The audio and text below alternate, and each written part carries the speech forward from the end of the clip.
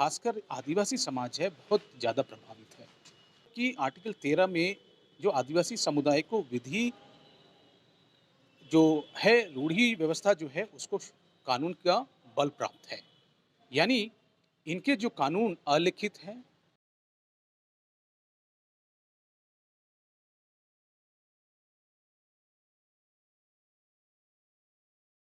भारत सरकार ने एक नोटिस जारी किया है और इस नोटिस का मकसद है कि भारत में समान नागरिक संहिता के ऊपर विचार आमंत्रित किए गए हैं विभिन्न जगहों से, विभिन्न समाजों से।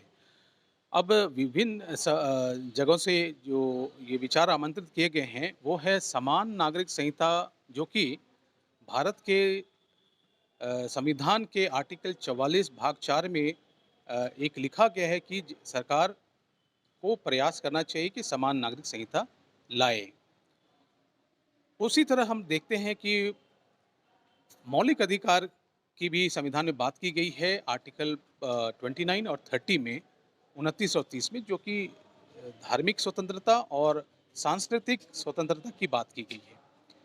और हम ये भी जानते हैं कि जो मौलिक अधिकार हैं वो उसके उल्लंघन पे लोग स्वतः कोर्ट जा सकते हैं, क्योंकि वो मौलिक अधिकार हैं।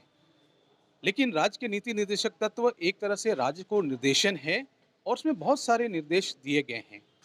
उनमें से एक है यूसीसी, समान नागरिक संहिता, जिसको कि लेकर कोर्ट नहीं जाया जा सकता है। लेकिन कोर्ट लोग जाते रहे हैं, लेकिन कोर्ट ने इसको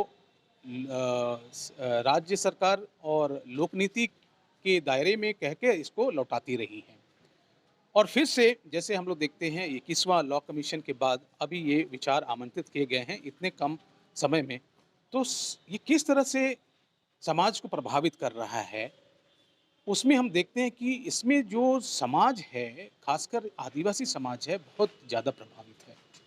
725 के लगभग आदिवासी समुदाय हैं। और पहली बात तो है कि आर्टिकल 13 में जो आदिवासी समुदाय को विधि जो है रूढ़ी व्यवस्था जो है उसको कानून का बल प्राप्त है। यानी इनके जो कानून अलिखित हैं और अलिखित होने की वजह से ये पता भी नहीं चलता है कि इनकी सामाजिक संरचना पे कौन से कानून का पालन हो रहा है। कुछ कानून लिखे गए हैं, कुछ तो नहीं लिखे गए हैं, बहुतायत में नहीं लिखे गए हैं। और ये जो समाज है वो अपनी जो संरक्षण आर्टिकल 13 से प्राप्त करता है, उनकी विधि को बल का प्राप्त हुआ है। और इस तरह से इनकी जो सामाजिक संरचना है इसी विधियों के ऊपर हुई है। जैसे जो मध्य भारत के आदिवासी हैं, चाहे उरांव, मुंडा, खड़िया या फिर गोंड या फिर भील, जो आदिवासी हैं वो पितृसत्तात्मक पद्धति पे आधारित है। यानी पिता उसके समाज का केंद्र है और सारी वंश वंश जो है पिता के माध्यम से होती है, चाहे वो शादी विवाह का बात हो या फिर संपत्ति के बंटवारे की बात हो। उसी तरह से हम देखते हैं नॉर्थ ईस्ट में, उत्तर पूर्व में जो व्यवस्था है, खासकर मेघालय सोसाइटी में गारो, खासी, जैंतिया, जो कि मात्र सत्तात्मक प्रधान है। यहाँ पे जो महिलाओं में जो बेटी को, सबसे छोटी बेटी को नोकमा या खादू जैसे शब्द का इस्तेमाल किया गया है, उसको प्रॉपर्टी का अधिकार प्राप्त है। यानी उनकी पूरी संरचना जो है मात्र सत्तात्मक है, महिला प्रधान है। इस तरह से हम देखें कुछ समाज जो है जो ना मात्र प्रधान है ना पितृ प्रधान है, वो सुविधा अनुसार जैसे आपके अंडमान में या लक्षद्वीप में या केरला में मारू कत्तयम का जो व्यवस्था है वो मात्र प्रधान व्यवस्था है। लेकिन कुछ ऐसा है जो अपनी सुविधा अनुसार से पितृ सत्तात्मक और मातृ सत्तात्मक। तो कहने का मतलब अगर यूनिफॉर्म सिविल कोड आता है तो ये आदिवासियों की विशिष्ट जो संस्कृति है, खासकर रीति रिवाज जो इन सब चीज़ों से संबंधित है, शादी से, तलाक से, उत्तराधिकार से, फिर गोद लेने से या भरण पोषण से संबंधित जो विशिष्ट कानून है 725 आदिवासियों में, उसको प्रभावित करेगा। और सबसे बड़ी बात है उनकी सामाजिक संरचना को ही प्रभावित करेगा, क्योंकि जो सामाजिक संरचना और जो रीति रिवाज बने हैं उसके केंद्र में एक सत्तात्मक है जो उसको केंद्र माना है। तो अगर मान लीजिए पितृ सत्तात्मक में ये बात आती है कि महिलाओं को अधिकार मिले समान रूप से आर्टिकल 14 के तहत, तो वो चेंज उसके समाज में से समाज को करना पड़ेगा। उस तरह से मातृ सत्तात्मक में अगर वो बात आती है कि बेटे को भी मिले, तो वहाँ की सामाजिक संरचना को ही वो प्रभावित करेगा। तो कहने का मतलब ये आदिवासियों के समाज को प्रभावित करने वाली बात होगी, जहाँ पे 725 जनजातियाँ रहती हैं। दूसरी बात है आर्टिकल 14 जो कि समानता की बात करता है, लेकिन समानता के साथ वो कहता है कि जो अनइक्वल सोसाइटी है, आज समान जो समाज है, खासकर आदिवासी समाज समानता समाज नहीं है, उसमें बहुत असमानताएँ हैं। आर्थिक रूप से भी बहुत पिछड़ापन है, सामाजिक रूप से भी बहुत पिछड़ापन है और मानव विकास की सूचकांक में भी हम पिछड़े हैं, जो डेटा बताते हैं। तो समान जो कानून है, आर्टिकल 14 के हिसाब से समान लोग में इन्फोर्स किया जा सकता है, लेकिन आर्टिकल 14 के तहत समान कानून असमान लोगों के बीच नहीं कर सकते हैं। तो आर्टिकल 14 का भी इस तरह से इंटरप्रिटेशन है कि equality before equals, not equality before unequals. तो इसी बात को मद्देनजर में रखते हुए माननीय सर्वोच्च न्यायालय ने भी कुछ जजमेंट दिए हैं और समाज के विशेष स्थिति को देखते हुए, क्योंकि लोकूर कमेटी में भी ये कहा है कि विशिष्ट संस्कृति आदिवासियों को आदिवासियत का आधार है। तो रीति रिवाज उनमें से एक कंपोनेंट है जो उसको विशिष्ट संस्कृति का आधार देता है।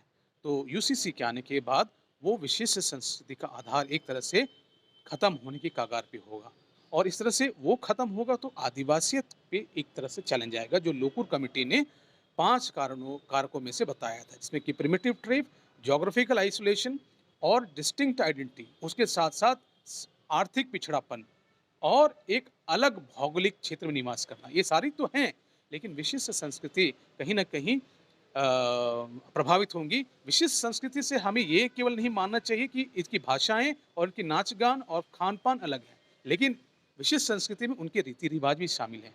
तो रीति-रिवाज ही नहीं होंगे, तो किस तरह से 5वीं अनुसूची में सुरक्षित होगी कि 5वीं अनुसूची का जो आधार है, वो है आपका विशिष्ट संस्कृति और इसका जो आधार है 1935 के गवर्नमेंट ऑफ इंडिया एक्ट से पहले से लेके 1919 से लेके 1935 से लेके अभी तक है, जो उनको एक विशिष्ट दर्जा देता है, चाहे वो ज़मीन से संबंधित हो, चाहे उनकी अपनी विशिष्ट संस्कृति से उसको चलने की अनुमति हो, चाहे वो 371 ए के तहत नागालैंड को संरक्षण प्राप्त हो, चाहे वो मणिपुर या मिज़ोरम को विशिष्ट संस्कृति का दर्जा प्राप्त हो, उनके कस्टमरी लॉज़ को इन्हीं आर्टिकल्स के तहत विशेष दर्जा प्राप्त है। तो वो भी संविधान के वो हिस्से हैं। तो इस तरह से ये बाकी सारे प्रावधानों का भी उल्लंघन करेगा, जो कि नागालैंड, जो कि मिज़ोरम और जो डिस्ट्रिक्ट काउंसिल और रीजनल काउंसिल के तहत जो आते हैं 6ठी अनुसूची क्षेत्र में, जिनको कि अपने हिसाब से समाज को संचालन करने की बात कही गई, उसको भी प्रभावित करेगा, खासकर असम, मेघालय, त्रिपुरा और मिज़ोरम जैसे राज्यों में। तो इस तरह से देखें तो ये सामाजिक संरचना को के साथ-साथ अन्य सारे कानूनी जो प्रावधान है, संरक्षण दिए हुए, उनको भी ये इस तरह से प्रभावित करेगा। दूसरी बात है जो आर्टिकल 29 और 30 में जो धार्मिक स्वतंत्रता और सांस्कृतिक स्वतंत्रता की बात की गई है, उसको भी ये कहीं न कहीं प्रभावित करेगा। ना केवल इतना ही, अगर हम झारखंड जैसे राज्य की बात करें तो 32 जनजाति में से 9 अति पिछड़ी जनजातियाँ हैं। उनकी अब तक कोई लिखित दस्तावेज नहीं है, लिखित रीति-रिवाज ही नहीं है। लेकिन फिर भी वो अलिखित रूप से अपने समाज को चला रहे हैं। उनके अपनी मैरिज के रूल्स हैं, अपने डिवोर्स के हैं, मेंटेनेंस, इनहेरिटेंस, सक्सेशन सारे कुछ हैं। तो इस तरह से वो लोग भी प्रभावित होंगे और इसी बात पे जो संरक्षण का प्रावधान जो पेसा कानून में दिया गया है, खासकर अपने गाँव में, आदिवासी क्षेत्र में अपने रीति-रिवाज के साथ अपने समाज को संचालन करने का अधिकार, वो एक तरह से प्रभावित होगा। उसके साथ-साथ जो विवादों का जो निपटारा है, उसको अपने रीति-रिवाजों के साथ उसको सुलह करने की जो अधिकार दी गई है, उनके संस्थाओं के माध्यम से, जैसे कि मुंडा मान की व्यवस्था के साथ से या फिर मांझी परगना की व्यवस्था के या पढ़ा व्यवस्था के, तो वो उस तरीके से उस सिस्टम्स को भी प्रभावित करेगा, उसको भी एक तरह से गौन करेगा। अभी हम देखते हैं कि इतना होने के बावजूद ये संस्थाएँ कहीं न कहीं कमज़ोर हुई हैं। लेकिन यूसीसी आने के बाद इनकी जो रेलेवेंस है, कहीं न कहीं और कम हो जाएँगी। तो हम उनको संरक्षण की जगह में और उनको पुनर्स्थापन और सशक्तिकरण की जगह में यूसीसी के आने के साथ उसको एक तरह से उसकी जो स्थान है और कमज़ोर होगी, क्योंकि पेसा के तहत वो डिस्प्यूट रेज़ोल्यूशन नहीं कर पाएँगे, customary mode of dispute resolution में। तो इस तरह से हम देखते हैं कि ओवरऑल ये यूसीसी जो है, जैसे पिछली लॉ कमीशन ने कहा कि ये ज़रूरत नहीं है, नेसेसरी नहीं है और डिज़ायरेबल भी नहीं है। तो अब क्या बात है कि इतने कम समय में जब 2018 के बाद ये निर्णय आया और इतने सारे सुझावों के बाद अब क्या सिचुएशन आन पड़ी कि इतने कम समय में 2024 के चुनाव को देखते हुए कि यूसीसी की ज़रूरत आन पड़ी है। भारत जैसे विविधता परिपूर्ण देश में, और यह ना केवल हिंदू समाज में बल्कि और समाज में भी ये कानून प्रभावित करेगा, जैसे मुस्लिम्स के बीच में या फिर ईसाइयों के बीच में या यहूदियों के बीच में, और यहाँ तक कि हिंदू लोगों के बीच में ये कानून भी प्रभावित करेगा, क्योंकि पिछले सुझावों को देखें तो उसमें भी बहुत सारी सुझावें थी, लेकिन उस पे जैसे कि रिपोर्ट बताते हैं उस पे कोई कार्रवाई नहीं हुई। तो पहले तो उस पे कार्रवाई होनी चाहिए और जो कमीशन की जो रिकमेंडेशंस थी उस पे ध्यान देना चाहिए। उन्होंने कहा कि ज़्यादा से ज़्यादा कानून का डॉक्यूमेंटेशन हो और कोडिफिकेशन हो, और उसमें जो बातें हैं जो संविधान से इतर जाती हैं उसमें सुधार की गुंजाइश हो, ना कि पूरे भारत में एक समान कानून सभी लोगों पे लागू हो। तो इस तरह से